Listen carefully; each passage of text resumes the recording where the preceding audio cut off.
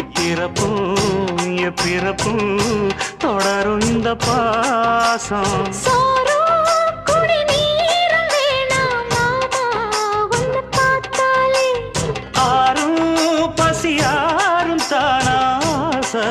மொழி கேட்டாலே ஒன்ன பிரிஞ்சிருக்க தன்னந்தனிச்சிருக்க அம்மம்மாடி அப்பப்பாடி என் மனசு ஒத்துக்காது.